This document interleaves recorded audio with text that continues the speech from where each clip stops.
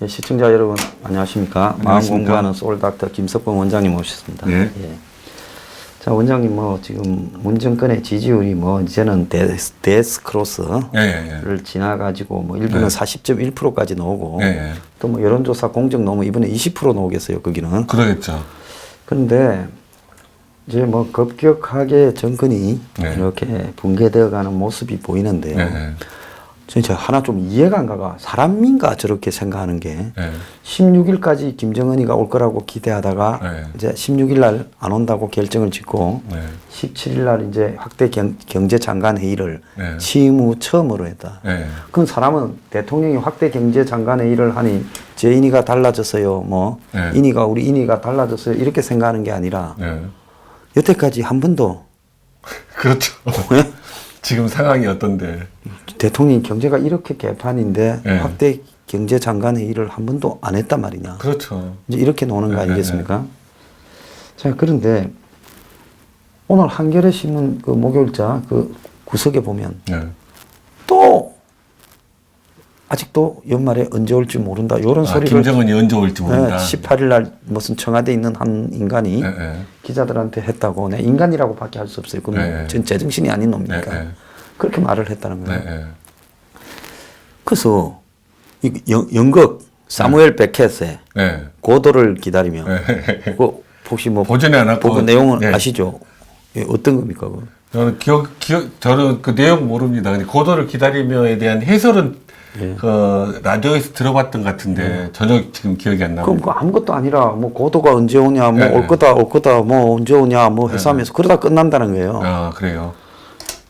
그러니까 뭔가가 희망이 있을 것처럼 이렇게 이야기를 하다가 결국은 허무하게 끝나는 그런 어떤 그 인간의 심리 이런 부분들을 다룬 거라고 보이는데 김정은이 언제 오냐, 올 거다 하고 아르헨티나까지 날아가가 한 5분 김정은이 내가 데려오겠습니다. 그러든가 말든가 니 알아서 해라. 이렇게까지 하고 비행기 안에서 쌍수를 들어 환영해야 될 거다. 곧 올지 모른다. 이러고 다니는 저거 청와대에다가 또 그림 그렸잖아요. 간판에. 좀 뭔 심리입니까? 김정은이가 와서 우리를 지지율 추락하는 우리를 구원해 줄 거다.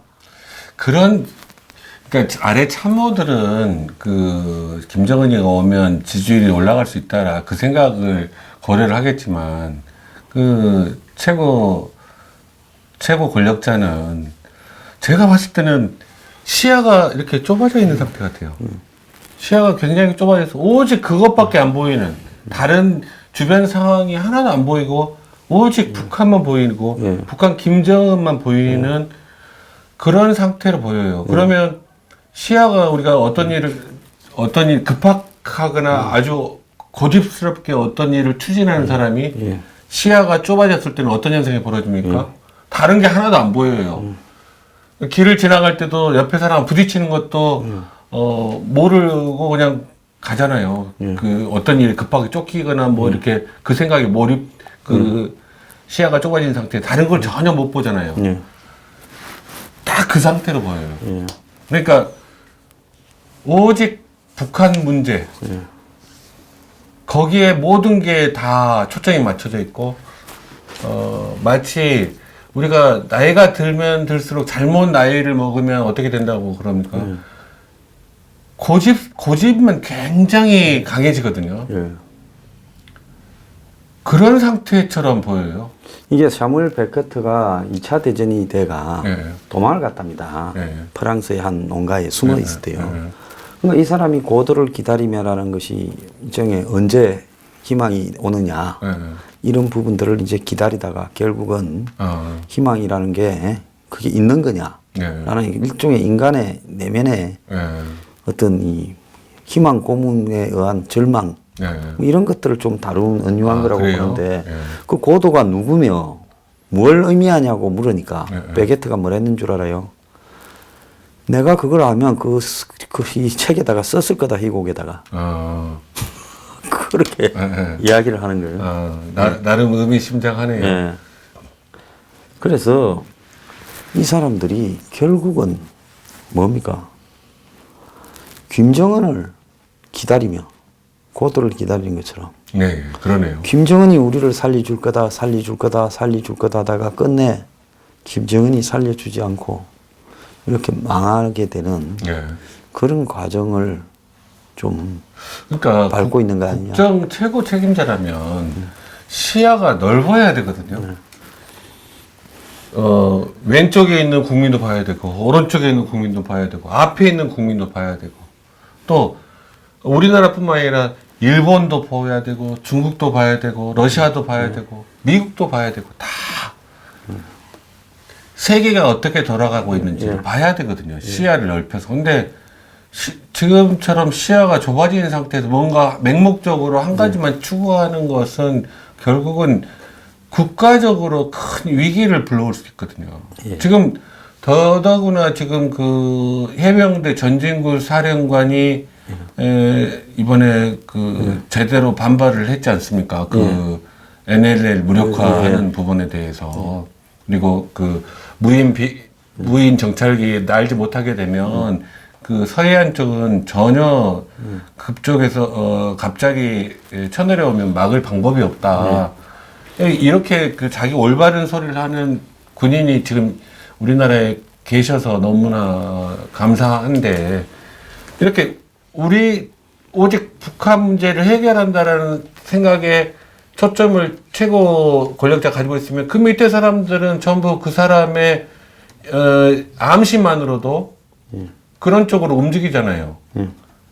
예를 들면 이런 식으로 평화 이렇게 이야기하면 막상 북한에서 공개 부양장을 통해서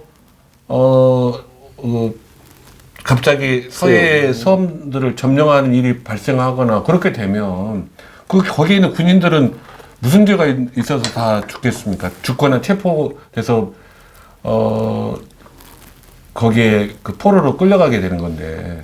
근데 제일 처음에 이런 상황에서도 적이 쫓쪽 날아오는데 지금 이런 상황이 되면 국가 최고 국군 통수자가 이렇게 평화만 외치고 있으면 발포를 해야 되는지 말아야 되는지 아무도 책임지려고 하지 않아서 발포까지 걸리는 시간이 그들이 그 섬을 장악하는 시간 거의 다 됐을 때나 발포 명령이 떨어질 수도 있거든요.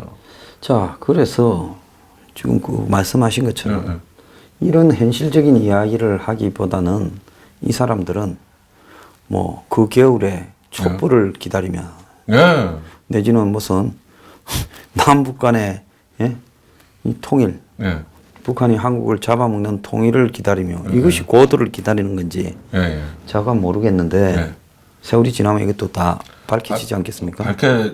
꼭 밝혀져야 됩니다.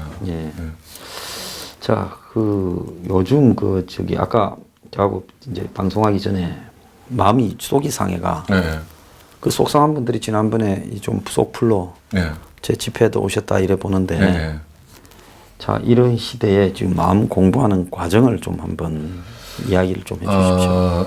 그러니까 마음 공부 이제 지금 우리 마음 공부한 과정을 제가 이제 그 공자가 논어에서 그 논어 위정편에서 이야기한 마음 공부하는 과정이 있거든요. 그러니까 15세 지우학, 15세의 학문의 뜻을 두고, 그 다음에 30세 이립, 뜻을 세운다는 거죠. 그러니까 15세부터 30세까지 열심히 자기 나름대로 학문을 해서 30세에는 자기가 현실을 살아가는 가치관을 정립한다는 거거든요. 나름대로 나침판을 만든다는 거죠. 이립이. 그 다음에 40세가 되면 불혹이라고 그랬죠. 그래서 그 가치관이 확립되고 그것들이 현실 생활에서 어떤 유혹이 와도 전혀 그 자기 욕심 때문에 유혹에 빠지지 않는 상태가 40세 때 공자님은 그렇게 됐다고 하고요. 그 다음에 50세는 지천명, 하늘의 뜻을 안다. 그 이야기인데, 그러니까, 세상이 돌아가는 이치. 우주의 원리를 깨달았다라는 이야기랑 같은 말로 생각이 되거든요. 그러니까 40대 말까지는 현실적인 세계만 공부를 했지만 50대가 되니까 자기가 형이상학적인 형이학적인 것뿐만 아니라 형이상학적인 부분에 있어서도 나름대로 공부가 돼서 하늘의 뜻을 알게 됐다, 그렇게 이야기를 한 것 같고요. 그 다음에 60세는 이순, 이순이라는 단어가 기자 쓰는 거 아닙니까? 기자를 쓰는데 예. 이 해석이 굉장히 다양합니다. 이순이 어떤 이야기를 들어도 화내지 않는다라는, 그러니까 순하게 순응한다라는 이야기도 있고, 예. 그다음에 어떤 이야기를 들어도 다 이해가 된다. 자연의 이치를, 세상의 이치를 알고 있기 때문에 이해가 된다라는 식으로 해석을 하기도 하고, 굉장히 이순이라는 말에는 약간의 통달이라는 의미가 있네, 그죠? 그렇죠. 그리고 또 하늘의 뜻을 잘 듣는다라는 뜻도, 예, 예. 이순이란 말이 하늘의 뜻을 잘 듣는다라는 해석도 되기도 하고, 한 4-5가지 이상 해석이 되는 것 같아요. 그 다음에 70세 때는 종심서욕 불유구. 그러니까 자기가 하고 싶은 거, 자기가 욕구하는 거를 해도 법도에 어긋나지 않는다. 그러니까 자기가 자기 마음 내키는 대로 해도 우주의 이치와 자기 행동이 어긋나지 않는다는 거거든요. 그러니까 뭐 특별히 주의를 안 해도.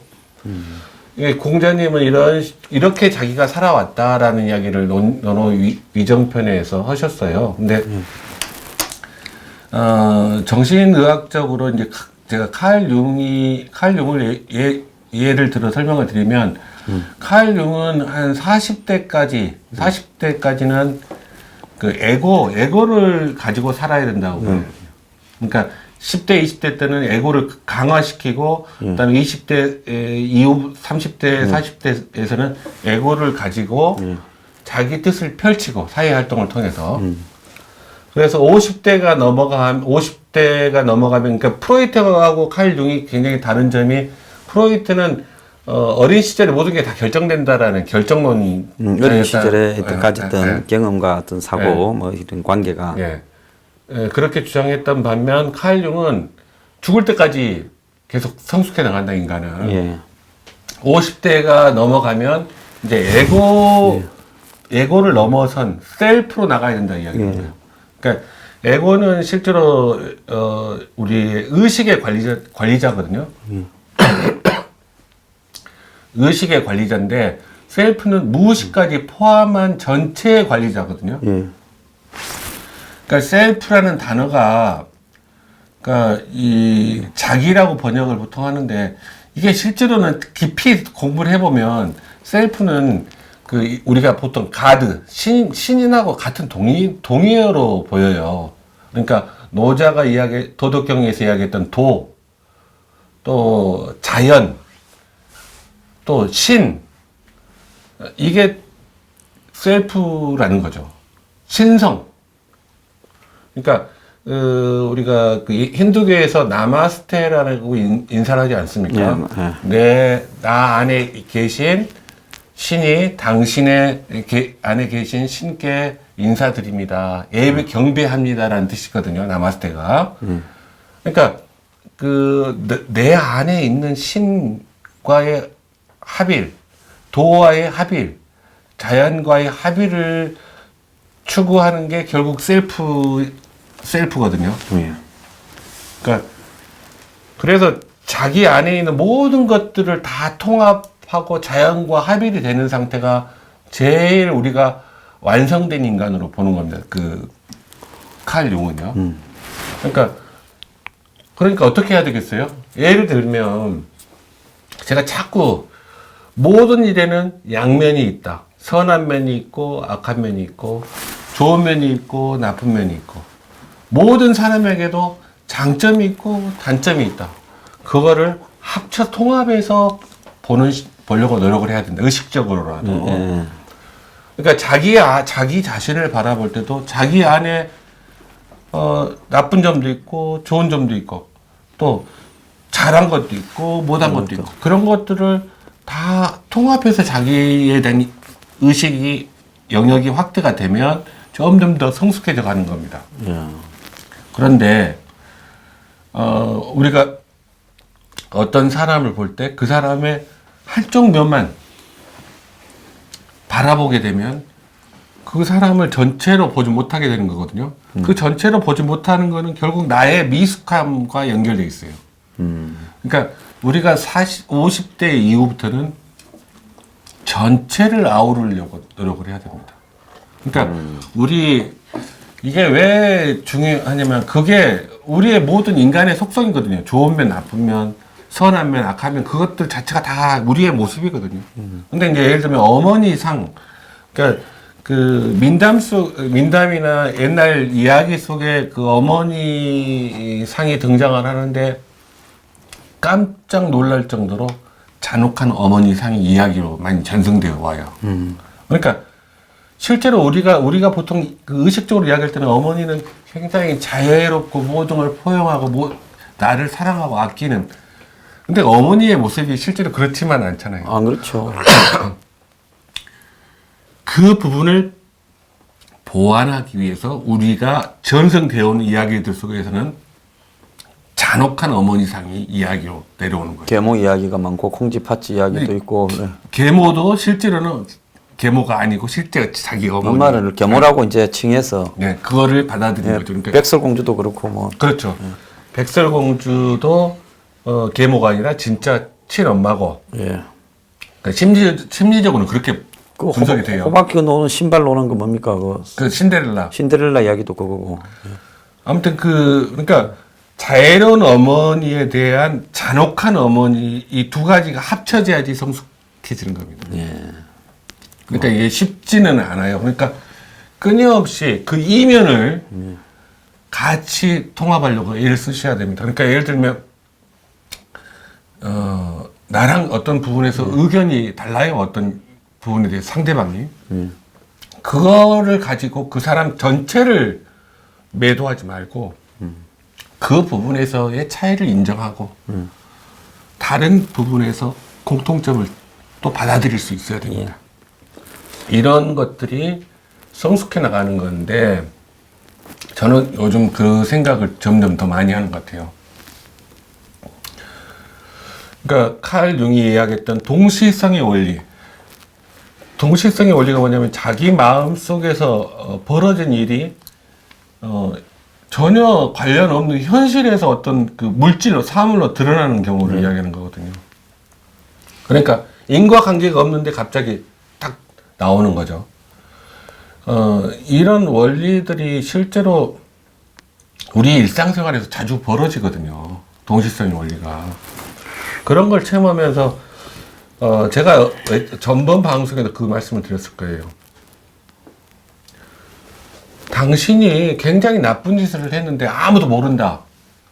그런데 그게 비밀이 될 수 있나? 당신이 알고 있으니까 비밀이 안 된다는 거죠. 당신 자신이. 내가 내 마음이 내가 그 나쁜 짓을 한 나를 알고 있잖아요. 근데 그 마음과 물질이 따로 떨어져 있지 않은 것 같아요.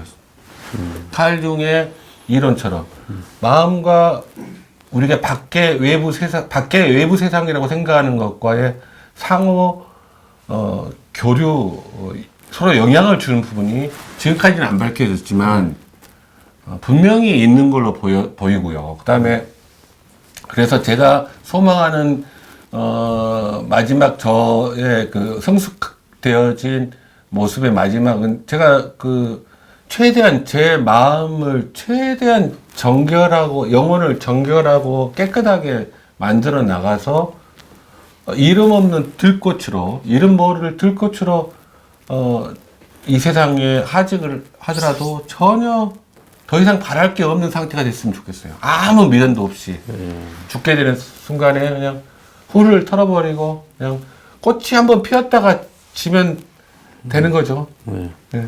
참 그렇게 살고 싶습니다. 근데 보통을 하셨네. 그렇죠. 아니 근데 그게 제가 된다는 게 아니라 제가 계속 마음 공부하는 마음 공부를 죽을 때까지 해야지 그런 상태가 예. 도달할 수 있을지 없을지 모른다는 거죠. 예. 그러니까 평생 죽는 순간까지 해서 그런 단계를 완성하고 죽게 되면 저는 여한이 없을 것 같아요. 그래서 참 진짜 옳은 말씀인데요. 예. 그게 잘 안 돼서 그런데 공자가 기원전 500년 전의 사람이에요. 예, 예, 맞습니다.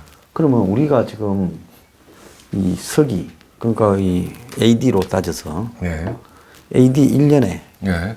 고구려도 없었고 예, 예, 맞습니다. 신라도 없었고 백제도 없었고 예, 예. 무슨 뭐 고조선 뭐 이 이제 끝나던 좀 이쯤이라는 거예요. 예. 그러니까 공자는 고조선보다 더 전의 사람이에요. 그렇죠. 그렇게 본다면 그 시대에 공자가 73세까지 살았어요. 예, 예, 맞습니다. 지금 나이로 따지면 한 100살보다 훨씬 더 살은 예. 최장수. 예. 근데 이 양반이 오래 사는 원인 중에 공자하고 맹자가 다른 점이 공자는 체제를 인정하면서 예. 안 되는 줄 알면서도 이상을 향해서 애써 노력해보자. 예, 예. 예? 그 네. 죽은 뒤는 나도 모르겠다. 예. 이런 거고 맹자는 민심은 바다와 같아서 배를 띄우기도 하고 뒤집기도 한다. 예. 그래서 이 맹자는 또 역성혁명에 예. 이 상당히 이 원인을 제공하기도 했잖아요. 그 맹자를 경계했죠, 우리 조선시대 때도. 원시도 그래서 맹자가 대우를 못 받았지 않습니까? 예, 예, 예. 그리고 또 우리가 이 위대한 그러니까 공자는 중국에 당시에 툭 하면 뒤집어 버리고 툭 하면 뒤집어 버리는 백가쟁명 예. 춘추 제국 시대 예? 예.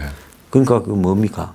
공자는 당시에 지배하던 예. 제후들한테 상당히 저 사람은 그래도 우리 체제를 예. 안정을 시켜주는 사람이다. 예. 예. 이렇게 봐. 또 우리가 소크라테스, 플라톤, 아리스토텔레스 예. 이 세 사람은 각각 제자들인데 예. 이 세 사람이 공통으로 민주주의를 그리 싫어했다는 거 아니에요. 당시 그리스 로마에. 아, 그렇죠. 예. 네? 예. 그래서 이 민주주의는 세상을 망치는 거다. 그렇죠. 예. 그래서 이 철인 정치니 예. 일종의 독재 그렇죠. 현인 예. 독재자에 의한 정치를 예. 이야기하기도 했지 않습니까? 그 플라톤이 그걸 주장했죠. 국가에서. 그래서 여기서 이제 이야기를 하고 싶은 거는 공자가 요즘 시점으로 바라보면 그 세상은 원래 네 맘대로 안 된다. 예. 예. 죽은 뒤에 너무 걱정하지 말고 그냥 살아서 뭐 이상적인 세상을 향해서 노력하다가 가면 된다라고 예. 굉장히 체제 순응적인 사고를 이야기했고 네. 또 속 그러니까 요즘 시대로 보면 한마디로 이 독재자한테 예. 이용되기 좋은 이야기를 했고 또 저 그리스의 세명은 예. 독재를 옹호했고 예. 근데 이제 이 사람들이 동서양을 대표하는 철학자들이 되지 않았습니까? 네. 그 참 그러니까 이제 공자는 그런 그 우리 황 소장님이 방금 말씀하신 것처럼 그런 부분이 있었기 때문에 한나라가 실제로 그 통치 철학으로 유학을 썼고 실제로 왕실 내에서의 그 통치 철학은 그 한비자 법가를 상황 항비자의 예. 법과에 그거를 노자 쪽 그러니까 도가를 그 왕실에서는 도가를 추종을 했어요. 도가는 전혀 위협이 안 되잖아요. 왕실 내에서는 근데 그게 뭐냐면 그 통치술 도가에서 그 노자의 도덕경을 통치술로 생각을 했어요.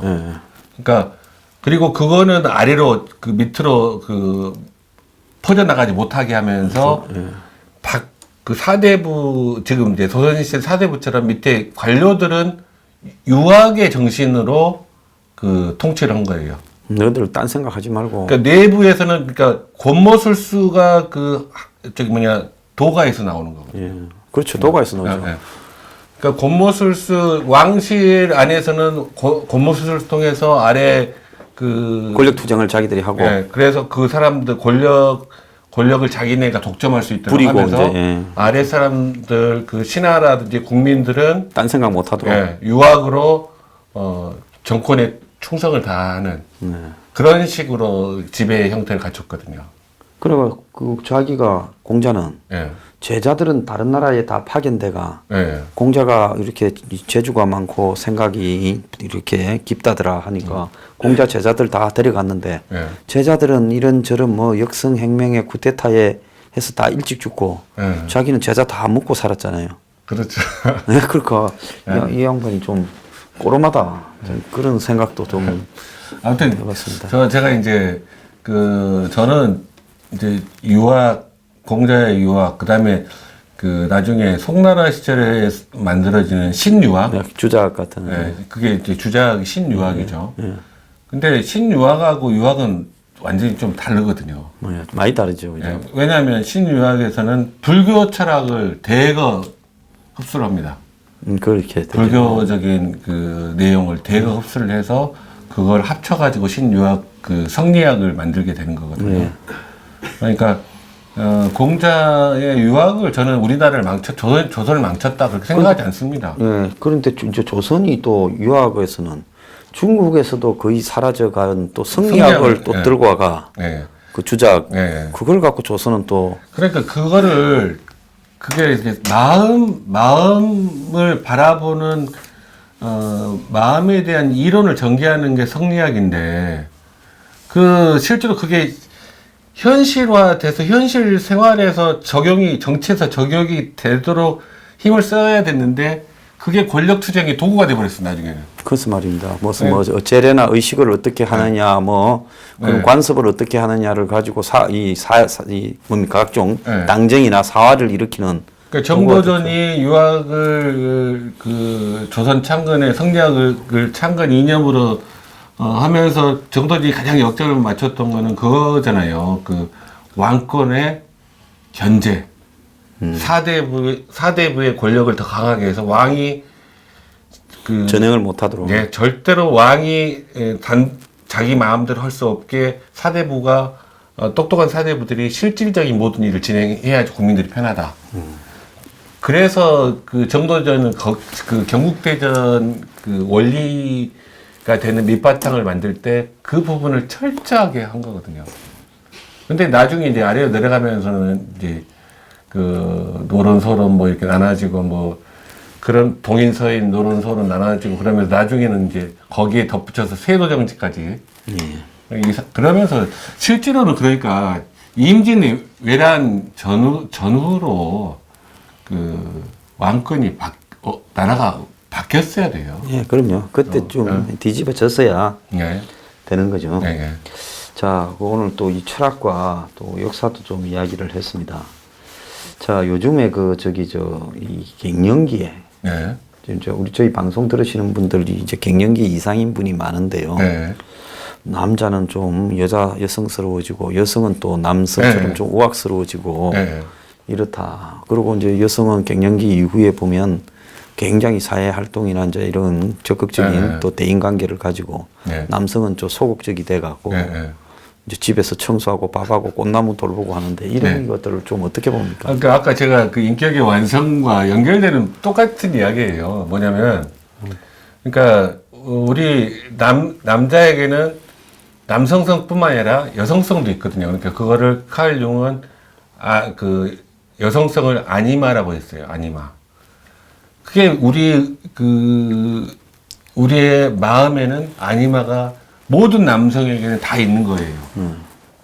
그런데 이게 이제 남성성과 여성성을 통합이 돼야지 더 성숙해지는 거라고 그랬죠, 제가. 예. 근데 이제 그게 이제 겉으로 드러나게 되는 게 보통 50대쯤 되면 남자들이 좀 감성적이 되고 예. 쉽게 눈물을 흘리고 또 다른 사람의 반응에 좀 예민해지기도 하고 예. 이게 이제 그 전에 없었던 부분들이 생기는 거거든요. 예. 그 다음에 50대 정도 되면 여성들은 또 여성 안에 있던 남성성이 크게 드러나게 됩니다. 예. 그래서 50대가 넘어가면 그걸 이제 아니무스라고 그러는데 여성 안에 있는 남성성을 아니무스라고 그러는데 그 아니무스가 드러나기 시작하면 굉장히 완고해집니다. 그러니까 고집이 굉장히 세져요. 고집이 굉장히 세지기 때문에 그 남편들 입장에서는 그 고집 때문에 싸워서 이길 수가 없어요. 대책이 없는 거예요. 그거는 그냥 받아들이셔야 돼요. 또 부인이 고집 부리시면 그냥 그 고집대로 하게끔 하셔야 돼. 그리고 여성분들은 남편이 자꾸 뭐 이렇게 그 전에 안 하던 뭐 영화를 보면서 훌쩍거리기도 하고 좀 사람들과의 관계에 대해서도 좀 더 예민해지고 그런 것도 그 사람이 그런 여성적인 부분을 통합해야 되는 나이가 됐구나라고 받아들이시면 됩니다. 그러니까 남성분들은 여성분들이 완고해지고 고집이 세졌다고 못 살겠다 그래가지고 이혼하고 그러지 마시고 그게 그 여성분이 자기의 완고함을 자기가 스스로 객관적으로 바라볼 수 있는 계기가 주어지면 좋겠지만 그거는 내 인력으로 안 돼요. 남편 힘으로 안 돼. 스스로 느끼기 전까지는. 그러니까 그렇게 받아들이시고 내 마음대로 안 된다 하는 걸 인정하세요.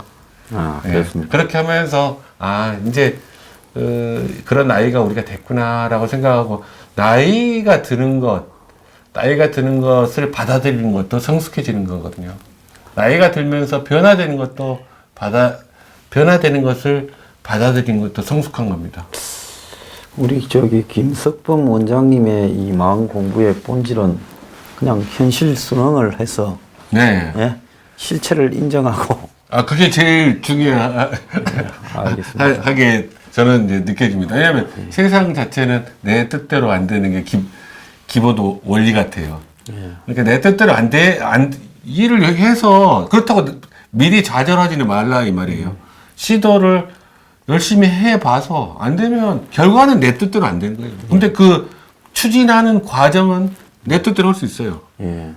그래서 안 되는 것 통해서 내가 배우고 또 되었으면 그 된 다음에 또 내가 뭔가 해야 될 일이 생기면 거기에 열심히 하고 그런 거 아니겠습니까? 네. 그렇다고 현실에 체념하라 그건 아니에요. 그러니까 내가 할 수 있는 건 다 하고 결과는 신께 맡기자는 거죠. 예.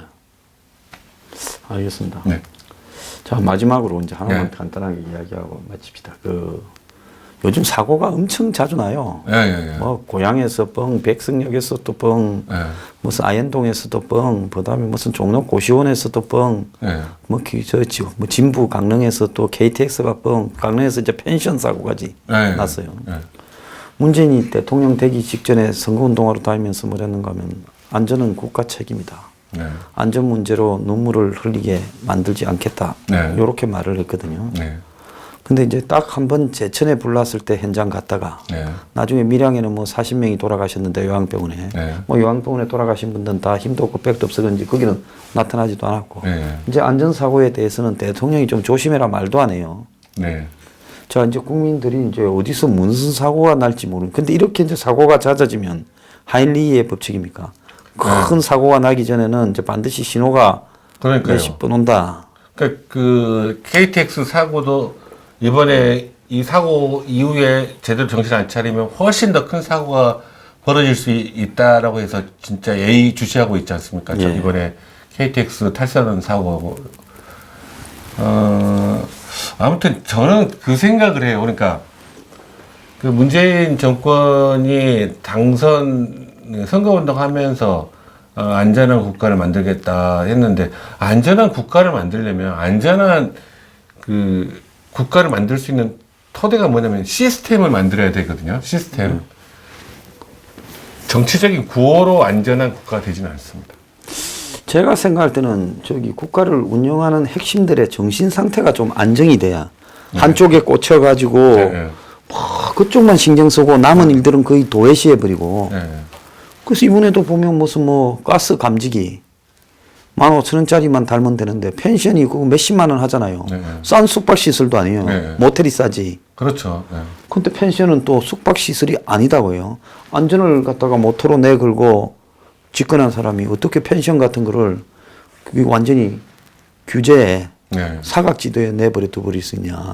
그렇지 않습니까? 그렇죠. 자, 지금 카풀 때문에 뭐 이 방송 녹화하는 목요일 여의도 다 택시 기사분들이 뒤덮었는데 자, 카풀 하다가 사고 나면 그건 또 누가 책임집니까? 그러니까요. 그러니까 이제 세월호 사건이 생겨서 국민들이 그렇게 크게 분노하고 힘들었으면 그러니까 세월호 사건의 가장 큰 원인이 그 운임이 싸서 생긴 걸로 볼 수도 있거든요.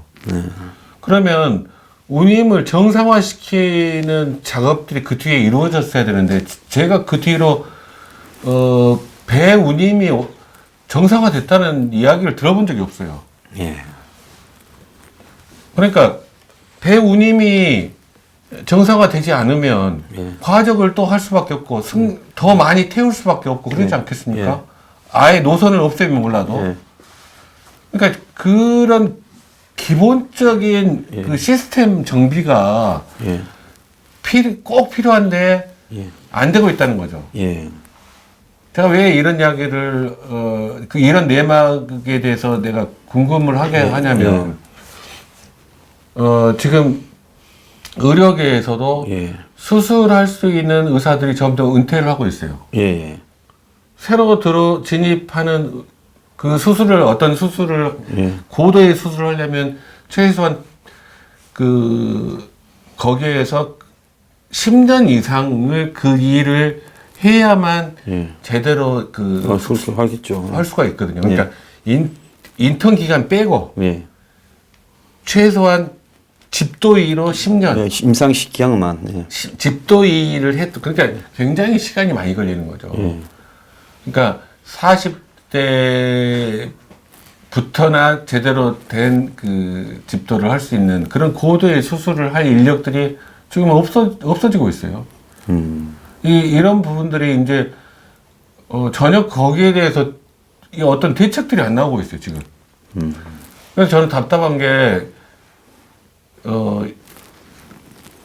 우리나라에서 수술을 못하고 외국에 가서 수술을 할 수밖에 없는, 아니면, 또는 외국에서 그런 의사들을 수입해 올 수밖에 없는 상황이 됐을 때나 그 분야의 의료 수가를 정상화 시켜줄 건지, 참 그런 부분들 보면서 이게 제가 노무현 대통령이 당선됐을 때 그 인터넷으로 뭐 이렇게 청원을 받았어요. 뭐 이렇게 정책 제안. 그때 제가 그 보냈지 않습니까? 근데 보내기도 하고 그 다음에 정치인들 만날 때마다 그런 부분 제가 이제 수술하지 않는 과지만 수술하는 과가 지금 문제가 심각하다라는 이야기를 수도 없이 많은 사람에게 십몇 년 동안 해왔는데 고작 대책 나온 거는 레지던트 월급 좀 더 올려주는 거야. 그 과, 그런 거야. 이런 식이 되면 참 어려워집니다.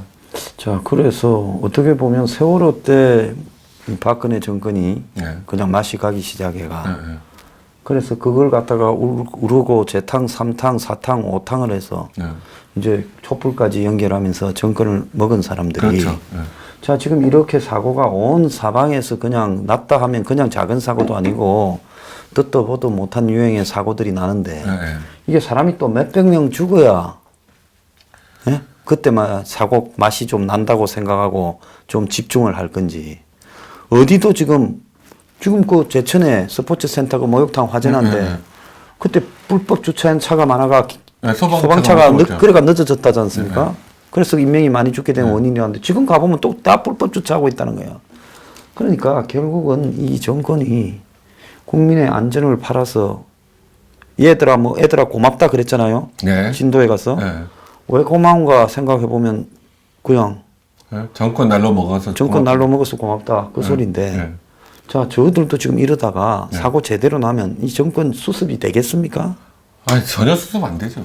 지금 그러니까 사고가 안 나게 하려면 어떻게 대책을 세워야 된다라는 개념을 이 정부 그 핵심 권력층에서 생각이 없는 것 같아요. 그 부분에 오직 북한 문제에만 매몰돼 가지고 그러니까 인재 사고에 대해서는 전혀 신경을 안 쓰고 있어요. 참 답답한 정권인데 이제 보게 될 마지막 사고는 정권이 붕괴됐다는 사고일 것 같습니다. 오늘 감사합니다. 감사합니다. 주말 잘 보내십시오.